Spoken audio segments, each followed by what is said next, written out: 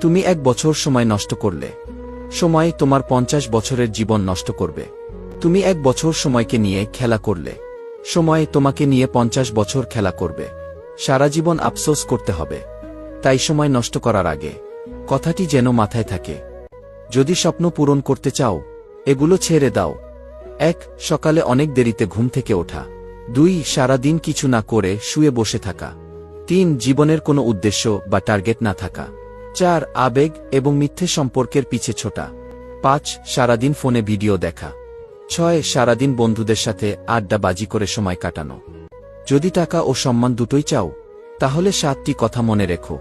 1. প্রথমে তোমার চিন্তা ও স্বপ্নকে বড় করে দেখো। 2. রুটিন তৈরি করে নাও, তাহলে তোমার ফালতু সময় নষ্ট হবে না।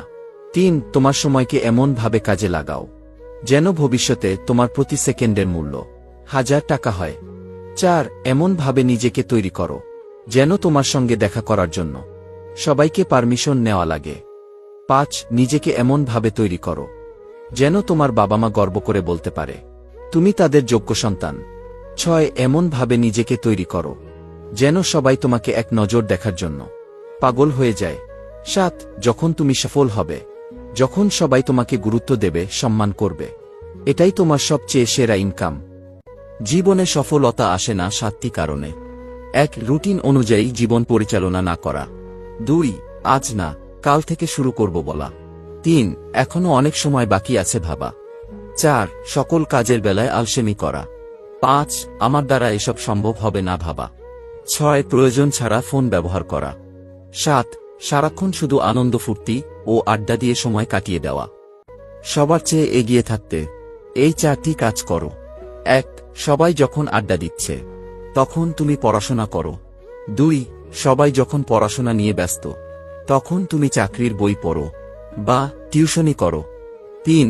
সবাই যখন চাকরির বই পড়বে, তখন তুমি ব্যবসা শুরু করো। 4. সবাই যখন চাকরি করবে, তখন তুমি চাকরি ও ব্যবসা দুটোই করো। জীবনটাকে যদি সহজ করতে চাও, তাহলে নিজের বয়সকে 2 ভাগ করে নাও। প্রথম ভাগ 35 বছর পর্যন্ত, এটা পরিশ্রম করে ইনকামের বয়স। দ্বিতীয় ভাগ 35 বছর থেকে পুরো জীবন, এটা জমিয়ে রাখা টাকা দিয়ে ব্যবসা করার বয়স।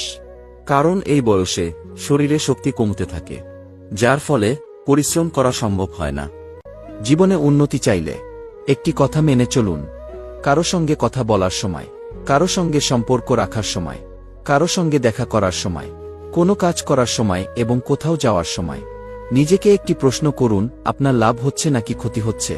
যদি কোনো লাভ না হয়, তাহলে ওইগুলা করার দরকার নেই। মনে রাখবেন, বর্তমান পৃথিবীতে স্বার্থ ছাড়া চললে কোথাও আপনার মূল্য থাকবে না।